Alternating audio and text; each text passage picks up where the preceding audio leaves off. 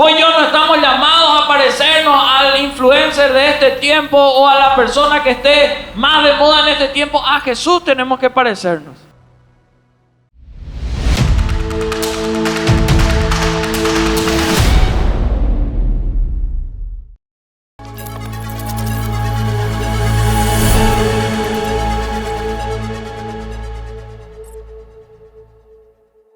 Esa verdad que viene de parte de Dios, que a veces puede doler, sana. Hay mucha gente que necesita escuchar la verdad de la palabra para que verdaderamente pueda sanar ciertas áreas, ciertas circunstancias que pueden estar ahí en su vida presente, que le están impidiendo. Hay gente que dice, pero yo vengo a la iglesia y no experimento lo que la palabra de Dios dice que puedo experimentar. ¿Saben por qué eso se puede dar? Porque muchas veces vos y yo estamos firmes en emociones, pero estamos tambaleando en principios. Hay una verdad y es de que vos y yo tenemos que aprender a estar firmes en sus principios y no en nuestras emociones, porque es un gran error estar firme en nuestras emociones y dudando de sus principios, dudando de si siguen siendo aplicables en este tiempo o no. Los tiempos pueden cambiar, pero los principios no cambian de ninguna manera. Hay cosas que dentro del servicio a la casa de Dios se pueden ir modernizando, ir cambiando, pero sus principios nunca se pueden ir negociando. Y vos y yo tenemos que tomar eso para nuestras vidas, porque hay gente que se pasa diciendo, yo siento esto, yo siento lo otro, pero ¿qué dice la Biblia? La Biblia dice en Jeremías 17:9 que engañoso y perverso es el corazón. ¿Quién lo conoce? O sea, si vos y yo andamos por la vida diciendo yo siento, probablemente eso no venga de parte del Señor. Porque de parte del Señor muchas veces sus principios no vamos a sentir todos los días hacerlos, aplicarlos. Pero como son los correctos, vamos a tener que decidir vivir en ellos. Por eso, aunque el verdadero estado de nuestro corazón muchas veces está oculto para nosotros, nunca lo va a estar para Dios. Nosotros podemos incluso ocultarlo para la gente que está en nuestro entorno, alrededor nuestro, pero no a Dios. Y vos y yo necesitamos por eso pedirle al Señor que traiga luz. Y quiero mirar contigo Apocalipsis capítulo 3. Los primeros capítulos de Apocalipsis habla de mensajes específicos para 7 iglesias que estaban en cierta parte de Asia Menor. En los versículos que vamos a leer ahora habla de la iglesia de Laodicea, una iglesia o una ciudad que era súper próspera, era de las más millonarias que había en ese tiempo. Fíjense la palabra de Dios, Apocalipsis capítulo 3, versículos 14 al 20, dice la Biblia, y escribe al ángel de la iglesia en Laodicea, he aquí el amén y el testigo fiel y verdadero, el principio de la creación de Dios, dice esto, yo conozco tus obras, que ni eres frío ni caliente. Ojalá fuese frío o caliente, pero por cuanto eres tibio y no frío ni caliente, te vomitaré de mi boca. Porque tú dices, yo soy rico y me he enriquecido y de ninguna cosa tengo necesidad. Y no sabes que tú eres un desventurado, miserable, pobre, ciego y desnudo. Por tanto, yo te aconsejo que de mí compres oro refinado en fuego, para que seas rico, y vestiduras blancas para vestirte y que no se descubra la vergüenza de tu desnudez. Y unge tus ojos con colirio para que veas. Yo reprendo y castigo a todos los que amo. Sé pues celoso y arrepiéntete.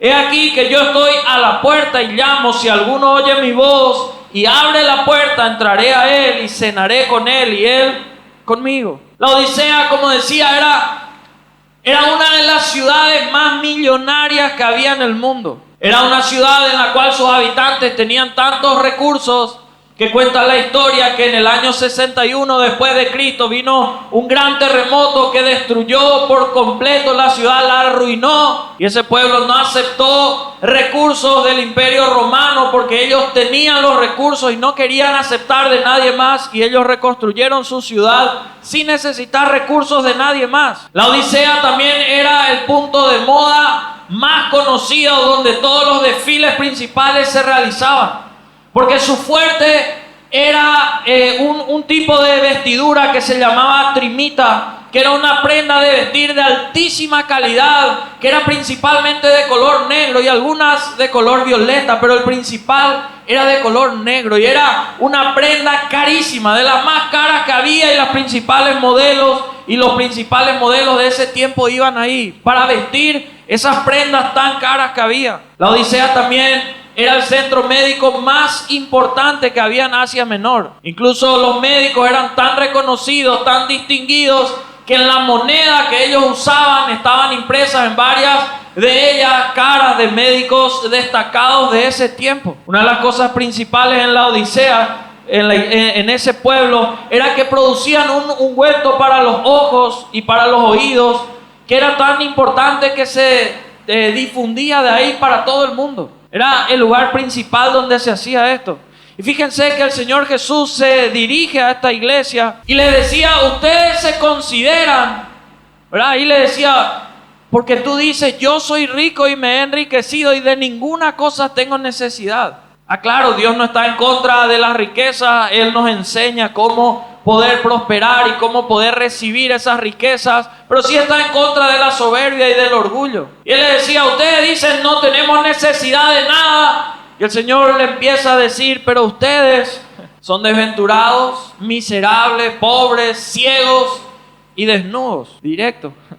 Ellos habían confundido su riqueza material con fortaleza espiritual. Hay mucha gente que cuando aparentemente, financieramente tiene todo, piensa que ya está todo bien. Y deja pasar por alto muchas otras cosas. Como alguien dijo un día, son tan pobres que lo único que tienen es dinero. Tienen mucho dinero quizás, pero son pobres en su familia, en los contactos, en las relaciones, en todo lo que pueden tener. Y la Odisea era una iglesia tibia espiritualmente, pero una iglesia enamorada de las cosas materiales y mundanas que había en ese tiempo. Y la gente que asistía a la casa de Dios se volvió tibia. Quizá puede haber mucha gente hoy así. Y no nos dimos cuenta, quizá decimos estamos bien, tengo recursos, no tengo necesidad, no estoy enfermo físicamente, no me pasa nada, no. Hay ciertas cosas dentro del alma que Dios quiere tratar con nosotros. ¿Qué tenemos que hacer y qué le sugería al Señor? En primer lugar, versículo 18, el Señor le decía: te aconsejo que de mí compres oro refinado. Lo primero que el Señor quiere desafiarte a vos y a mí a hacer es acercarnos a comprar oro de parte del Señor. Un oro refinado, decía acá la palabra del Señor. El oro refinado es un oro que puede ser maleable, que puede ser suave. Un oro que está libre de otras sustancias, es algo puro, que no está mezclado con las impurezas que puede tener. ¿Qué significa esto? Que vos y yo podamos acercarnos tanto a Dios que nuestro corazón se pueda volver por completo puro. Fíjense que en Hebreos 3:13 el Señor le decía: antes exhortaos los unos a los otros cada día, entre tanto que se dice hoy, para que ninguno de vosotros, ¿qué cosa?, se endurezca por el engaño de ¿quién? Del pecado. Los corazones, ¿cuándo son endurecidos? A causa del pecado. Se empiezan a endurecer porque cuando uno peca rompe relaciones con Dios. Cuando uno peca da libertad y legalidad a que el enemigo pueda empezar a obrar en la vida de uno. Vos y yo tal vez nos decimos: bueno, pequé, estás autorizado, diablo, a hacer tu obra, porque no hace falta. No hace falta que vos y yo firmemos un contrato, diablo está autorizado a hacer algo. Pero cuando vos y yo quebrantamos los principios de Dios que conocemos, automáticamente estamos diciendo no gracias a lo que viene de Dios, y no hay un campo neutral. Eso dice la Biblia. Aunque el mundo quiera relativizar todo, eso no importa. Porque hoy en día la gente todo quiere ir transformando y llamando de diferentes maneras. A las madres hoy en día se le quiere decir ser gestante.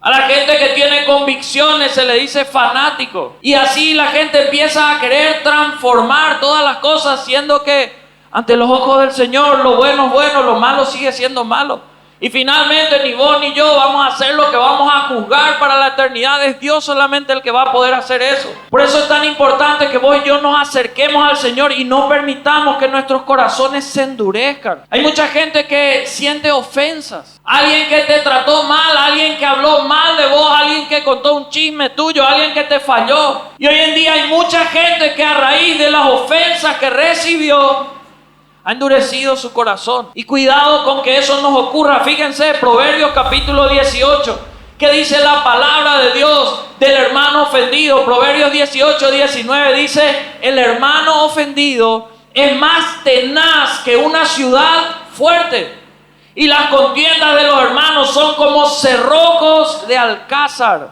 El ofendido es más difícil. Una ciudad fuerte era una ciudad rodeada de muros altísimos, anchos, en gran manera, en la cual nadie podía entrar. Y cuidado con que nuestro corazón esté de esa manera, porque ya no podemos recibir de nadie, porque ya no podemos aceptar, empezamos a perder la sensibilidad de todo aquello que viene de parte de Dios. O fíjense la progresión que hace una ofensa o algo en lo cual uno puede caer. Mateo 24, 10 dice: muchos tropezarán entonces y se entregarán unos a otros, y unos a otros se aborrecerán. O sea, ¿qué es lo que pasa? Hay una progresión ahí.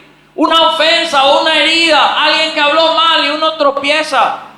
¿Y qué empieza a pasar luego? Lleva la traición, se entregan unos a otros. Y después de eso, ¿qué empieza a generarse? Lleva la traición al odio. Se aborrecerán. El pecado siempre es progresivo. Y nosotros muchas veces no nos damos cuenta, y tenemos por eso que acercarnos al Señor. Si uno se endurece, nuestro corazón empieza a perder sensibilidad. Hay gente que antes sentía dolor al pecar, que hoy ni ahí está con si falló o no. Se pasa escuchando música que degrada a la mujer, que no tiene nada que ver de alabanza o adoración al Señor, pero no le genera nada. Hasta se va a bailar, se va a tomar, se va a hacer todo lo que alguien que no tiene principios de Dios se va a hacer, pero dice que le sigue al Señor y espera bendiciones del Señor. De acuerdo a la Biblia, no las va a poder recibir hasta que rectifique ese camino, hasta que se acerque y vaya a buscar oro refinado del Señor. El oro, para que pueda ser refinado, pasa por un proceso un proceso muy caliente, de fuego ardiendo, porque ahí van saliendo todas las sustancias que no vienen, que no forman parte del oro verdadero, van saltando hacia arriba y se quita eso y queda abajo solamente el oro, y después se va moldeando nuevamente. Muchas veces nosotros pasamos pruebas, adversidades, momentos difíciles en nuestra vida, que son como ese fuego que está viniendo para sacar de nosotros todo aquello que no forma parte de ese oro refinado, el cual Dios quiere que vos y yo tengamos y seamos. Y a veces necesitamos permitir ese proceso de Dios en nuestra vida. Dios que ahí nos puede refinar. En segundo lugar, el Señor les desafiaba y les decía que vengan a Él, en el versículo 18, a comprar vestiduras blancas. No solo era oro refinado, sino vestiduras blancas. El Señor les exhortaba a preocuparse por vestir ropa blanca, porque espiritualmente estaba desnudo, como le decía el Señor. Ellos estaban orgullosísimos. Fíjense, el Señor se fue a confrontarles. Hay gente que dice que Jesús es amor, amor, amor. Sí, pero el Señor en amor también confrontaba y no le dejaba libre al que se estaba yendo por mal camino. Ellos estaban orgullosos por ese lino fino negro que era tan famoso. Y el Señor se va y le dice: no, tienen que comprar vestiduras blancas. Le decía totalmente lo contrario. Le estaba mostrando el camino por el cual ellos tenían que ir. Las vestiduras blancas, ¿saben qué? Son vestiduras que el Señor concede. Aquellos que pagan un precio por estar en su camino, en su verdad, un precio muy inferior al que el Señor pagó. Fíjense, hay varios pasajes en la palabra, leo algunos. Daniel 7:9, veía él ahí una visión: estuve mirando hasta que fueron puestos tronos y se sentó un anciano de día, cuyo vestido era ¿de qué color? Blanco como la nieve, y el pelo de su cabeza como lana limpia, su trono llama de fuego y las ruedas del mismo fuego ardiente. Vestiduras blancas las tiene el Señor, y siempre es nuestro deber como discípulos del Señor tratar de parecernos ¿a quién? A Él. Vos y yo no estamos llamados a parecernos al influencer de este tiempo o a la persona que esté más de moda en este tiempo. A Jesús tenemos que parecernos. Y la gente necesita que más hombres y mujeres tratemos de parecernos al Señor en todo lo que hagamos. Eclesiastés 9:8, la palabra del Señor dice: en todo tiempo sean blancos tus vestidos y nunca falte ungüento sobre tu cabeza. O sea, es algo que tenemos que tenerlo. ¿Cuándo? Siempre. En todo tiempo. No en momentos buenos o solamente en momentos malos. En todo tiempo. Marcos 9:3 dice: y sus vestidos se volvieron resplandecientes, muy blancos como la nieve, tanto que ningún lavador en la tierra los puede hacer tan blancos. En este pasaje estaba hablando de la transfiguración del Señor Jesús. Cuando el Señor nos transforma, ¿saben qué? Nos limpia de tal manera como nadie puede limpiar. Él toma nuestros pecados, por más sucios, por más oscuros, asquerosos que puedan ser, y por más hediondos que puedan haber estado, Él los limpia de tal forma que quedan tan blancos como ningún lavador en la tierra los puede lavar. Eso es lo que el Señor hace cuando nos acercamos a Él. Apocalipsis 3, versículos 4 y 5. Pero tienes unas pocas personas en Sardis, acá le estaba hablando a la iglesia de ese lugar, que no han manchado sus vestiduras, y andarán conmigo en vestiduras blancas, porque son dignas. El que venciere será vestido de vestiduras blancas. El que venciere. Y no borraré su nombre del libro de la vida, y confesaré su nombre delante de mi Padre y delante de sus ángeles. Vestiduras blancas las tienen los que vencen al pecado y los deseos de este tiempo. Un pasaje más, Apocalipsis 19, versículos 7 y 8. Fíjense que la palabra dice: gocémonos, alegrémonos y démosle gloria, porque han llegado las bodas del Cordero, y su esposa se ha preparado, y ella se le ha concedido que se vista de lino fino, limpio, resplandeciente, porque el lino fino es las acciones justas de los santos, es de los santos. Acá habla del Señor con su iglesia, cuando vuelve a buscar a su iglesia. ¿Y a quienes se les son concedidas estas vestiduras? A la verdadera iglesia de Cristo, mostrando la justicia del Señor. Por eso vos y yo necesitamos la palabra del Señor. Dice que sin santidad, ¿quién va a ver al Señor? Eso dice la palabra. Hoy en día no se quiere hablar mucho de ese tema, pero vos y yo necesitamos urgentemente volver a eso. Porque ¿saben qué? Una de las cosas que más el enemigo nos juega es en acusarnos, condenarnos acá en nuestra mente. ¿Y por qué nos puede condenar o acusar en nuestra mente? Porque hay lugares en los cuales le damos libertad para que haga eso. Pues yo tenemos que cerrarle la puerta al enemigo para que no tenga arte ni parte, que no quiera venir a acusar. Y bueno, si nos acusa por algo del pasado, eso ya está perdonado y limpiado por el Señor, y no volvimos a caer ahí. Pues yo en este tiempo tenemos que perseverar más que nunca en todo lo que tiene que ver con el Señor. Aferrarnos a eso, entrar en oración. ¿Cuánto tiempo de oración estás tomando cada semana? No faltar a nuestras células, a nuestros ministerios, a ese tiempo que tenemos para servir, para buscar al Señor. Acercarnos, y si no le estábamos sirviendo al Señor, ponernos al servicio del Señor. Cuanto más nuestro tiempo empieza a ser ocupado para darle gloria. Cuando vas a ir por tu trabajo, por algún lugar, no sigas escuchando músicas seculares que no te edifican, que no te bendicen. Escuchá, si es por el ritmo, buscá de todos los ritmos, músicas que van a tener un contenido que te va a bendecir, que te va a llevar a alabar al Señor a través de esas canciones. Y perseverá en eso, perseverá en fluir de esa manera. Pedirle al Señor: yo necesito andar en ese camino. Y tercero y último, el Señor le hablaba a su pueblo y le desafiaba a ver exactamente cuál era su estado real.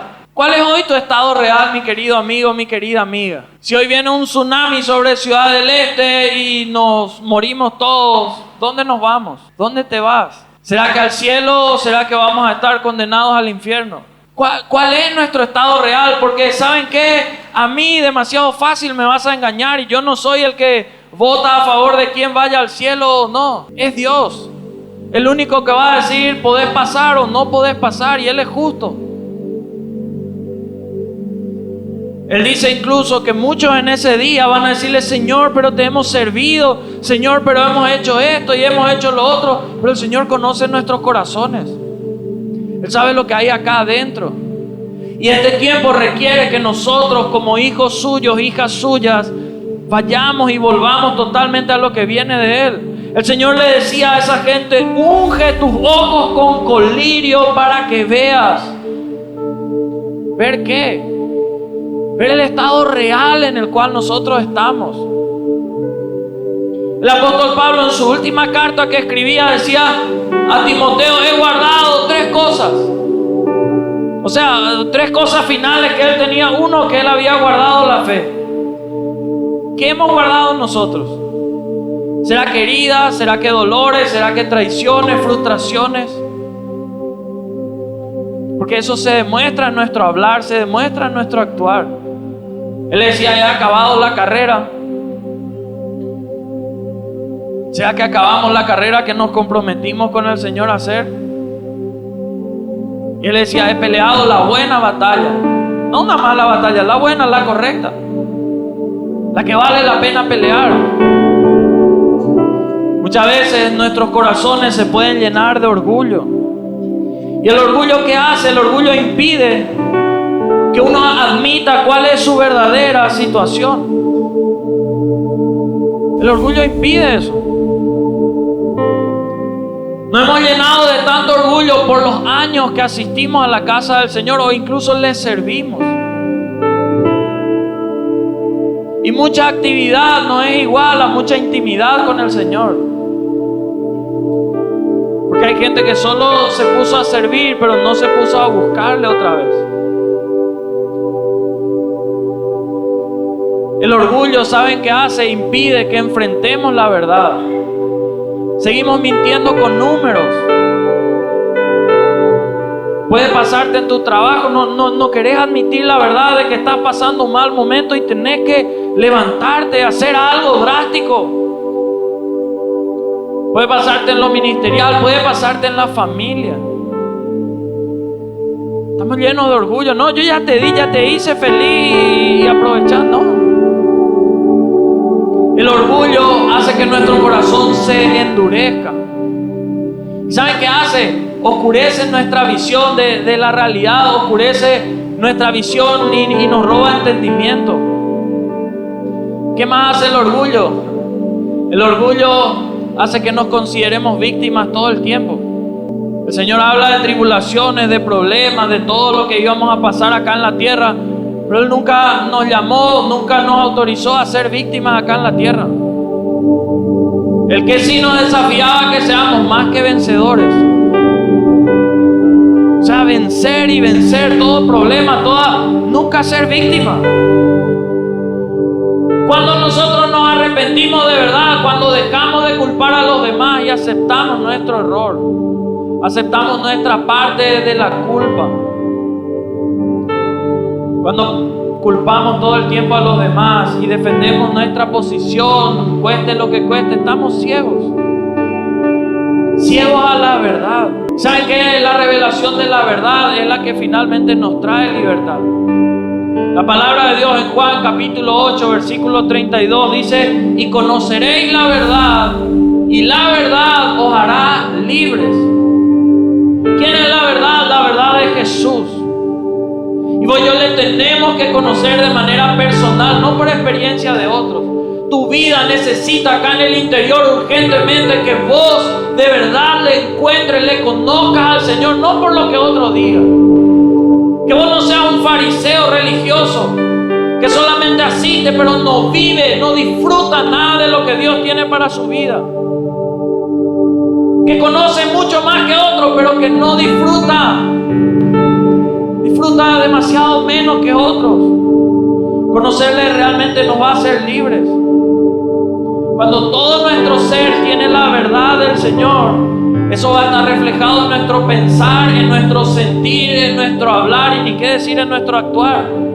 Fíjense que el Señor, Juan 8, versículos 34 en adelante, le sigue enfatizando sobre la verdad y Jesús le respondió: de cierto os digo, que todo aquel que hace pecado, ¿qué es? ¿Qué dice la Biblia? O sea, voy yo y no podemos relativizar el pecado, decir no es normal, todos pecaron. Sí, todos pecamos, ninguno estamos exentos. Pero no es normal que perseveremos en el pecado, no es normal que no nos duela el pecado y que no estemos deseosos de perseverar en apartarnos para siempre de Él. Si el Señor nos hace libres, corramos y nunca más caigamos en ese pecado. Porque la palabra dice: y el esclavo no queda en la casa para siempre. Así que si el Hijo libertar, está hablando del Hijo de Dios, seréis verdaderamente libres. Fíjense que el Señor le decía: sé que sois descendientes de Abraham, pero procuráis matarme porque mi palabra no haya cabida en vosotros. En cuánta gente que asiste a la casa de Dios semana tras semana, la palabra de Dios, la verdad de Dios ya no haya cabida. Vienen a la casa de Dios pero pecan como si nada fuera. Pues yo necesitamos ser libres de verdad.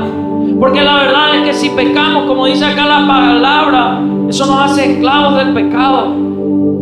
¿Y cómo cuesta ser libres? Si no, pregúntenle al que está adicto a la pornografía.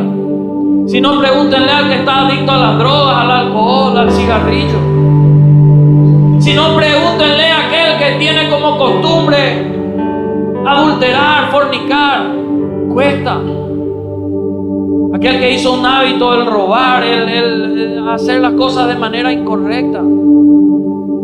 Y Dios no nos llamó a eso. Dios a vos y a mí nos llamó a hacer luz en medio de este tiempo.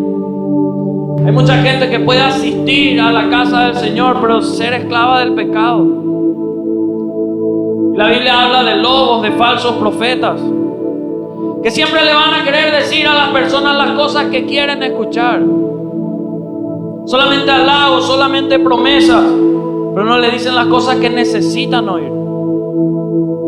Pues yo necesitamos esa verdad que nos va a hacer libres, que va a ayudar a que nuestro matrimonio podamos disfrutar en santidad con una sola persona. Pues yo necesitamos la verdad que nos va a mostrar que si nosotros no le estamos instruyendo a nuestros niños en esta edad que están viviendo, y pueden ser pequeñitos, pueden ser más grandes, no sé la edad en la cual tengan tus hijos, pero si vos y yo no le estamos instruyendo, el mundo les está instruyendo.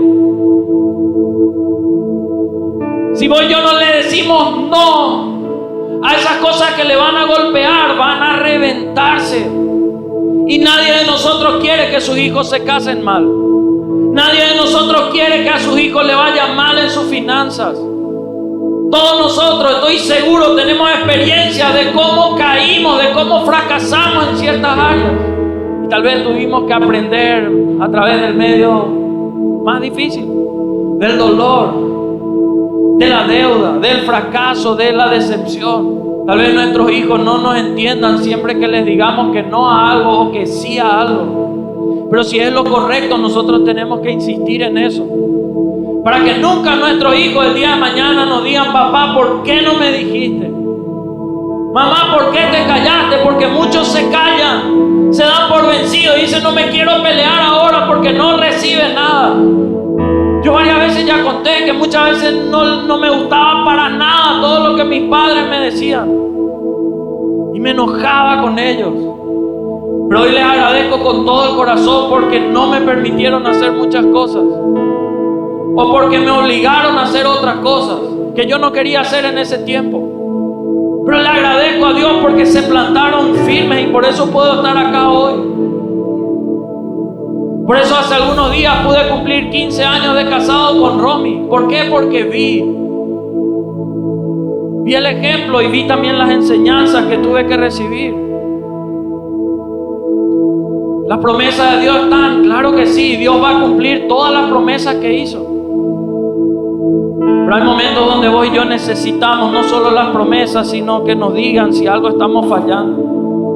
Por eso vos y yo tenemos que preguntarnos: ¿será que yo estoy firme en sus principios? ¿O yo estoy firme en mis emociones?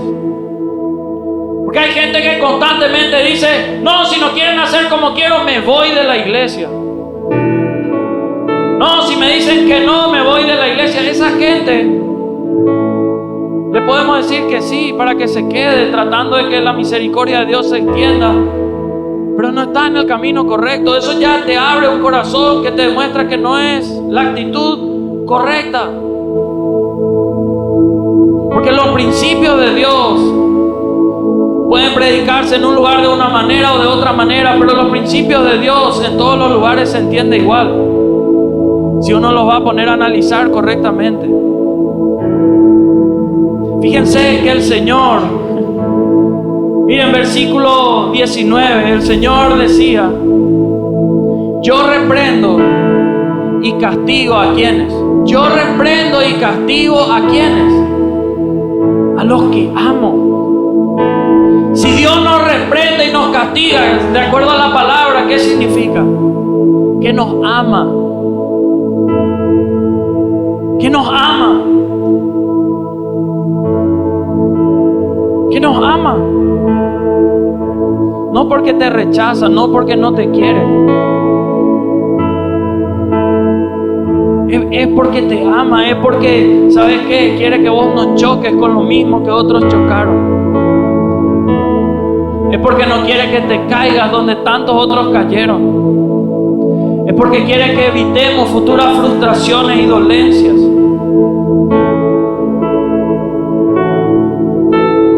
Yo sé que muchos líderes que están hoy acá me van a entender lo difícil que es.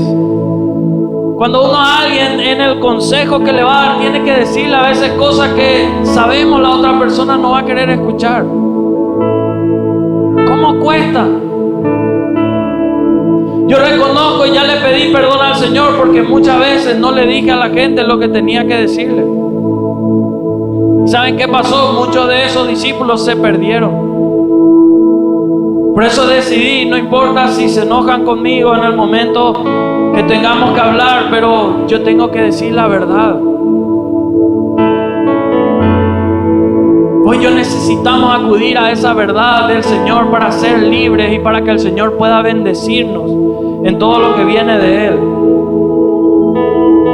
¿Será que le hemos sacado al Señor de nuestras vidas y solo le amoldamos para lo que queremos decirle?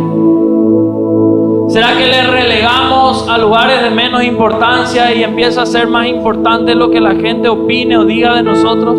A nosotros lo que más tiene que importarnos es lo que Dios diga de nosotros. Porque si le tenemos a Dios de nuestro lado, tenemos todo. Y vos vas a poder decir en medio de tu batalla: mi Dios es más grande que esta adversidad que viene. Vos tenés que estar listo porque los tiempos son turbulentos, son difíciles. Pero si vos le tenés a Dios de tu lado, vos vas a experimentar y vas a decir con todas tus fuerzas: mi Dios es más fuerte que las ganas de desistir, que las ganas de tirar la toalla, que las ganas de que todo acabe, que cualquier cosa del mal. Hoy ya tenemos que empezar a vivir la vida del Señor y vamos a ver cómo los resultados, vos vas a ver los resultados. Yo te animo una semana hasta el domingo que viene, que cerramos este mes. Una semana es difícil perseverar en lo correcto, pero te animo a que intentes como primer desafío. Lee todos los días su palabra, escucha canciones que te edifiquen, que te bendigan. Acudí a tu célula, o si no tenés una célula, vení, te vamos a conseguir la mejor célula ahí cerca de tu casa. Vení a buscar al Señor todos los días. A las 5:30 de la mañana, de lunes a sábado, hay tiempos de oración acá en la casa. Vení a empezar a orar el día, hacer algo diferente, comprar ese oro refinado de Dios, las vestiduras blancas. Pedirle a Dios que te muestre, si algo está oculto a tu vida, que te muestre, que te revele, para que puedas experimentar todas las bendiciones que Dios tiene para tu vida. Nosotros estamos orando, ¿saben qué? Para que de esta casa se levanten en cada rubro en el cual ustedes decidieron estar, los hombres y las mujeres más influyentes y más poderosos de esta ciudad, ahí en el rubro que ustedes decidieron estar. Y tenemos la seguridad de que si no hay brecha que dejamos abierta para el enemigo, Dios te va a bendecir como no le bendice a los demás, te va a abrir puertas que no le abre a los demás. Solamente en las últimas 2 semanas, 4 de mis discípulos, yo vi cómo el Señor les aumentó su salario de una. ¿Y quién te aumenta salario en un tiempo como este? Pero todos tuvieron procesos. Ninguno de nosotros está exento de procesos. El domingo pasado, esta semana, una hermana nos contó que el domingo pasado, cuando estaba abierto el tiempo para orar en este lugar, ella tenía un cáncer en el estómago. Ella se fue a celebrar con su familia, me envió un mensaje. Pero ¿saben qué? Ella dijo que mientras ella venía por el pasillo, ella escuchaba que el Señor le decía: yo te puedo salvar sin problema, te puedo sanar sin problema. Pero ¿qué vas a hacer después de que yo te sane? Porque hay mucha gente que recibe el milagro y después abandona al Señor. recibe su bendición y se va. ¿Será que Dios por eso no te está dando todavía el milagro que le estás pidiendo? Porque sabe que si te da hoy te apartás de su camino. Dios conoce nuestros corazones.